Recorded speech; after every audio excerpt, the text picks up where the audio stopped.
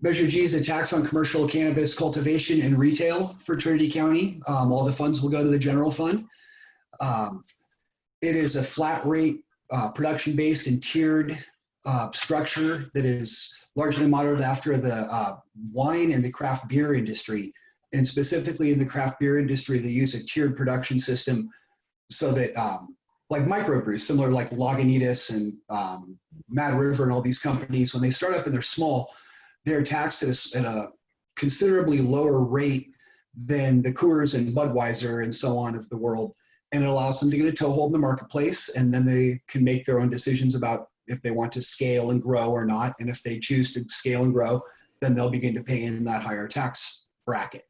And so that's essentially what we did for this. And part of it was after years of consideration and just dozens of conversations with supervisors, with industry, cannabis industry, wine industry, with lawyers, with other participants in the cannabis industry who are operating underneath a variety of structures elsewhere.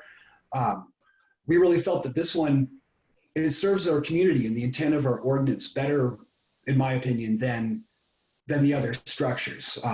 This, by tiering for the smaller farms, it supports our smaller, like original or more, I don't know, local, possibly farms. Man.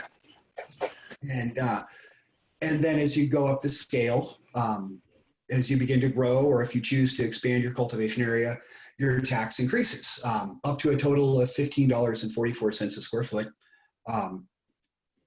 I don't know if I would have time in the 3 minutes to get into all of the structures, although it is available online, I'm sure, through the elections and whatnot. I think you've only done like 45 seconds. So Well, it feels like forever. It just seems like 3 minutes.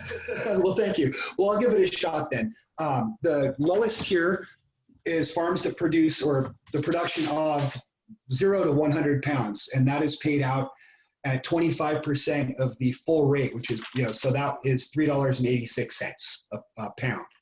And then anything between 100 pounds and 400 pounds is taxed at 50% of the full rate, and that's $7.72.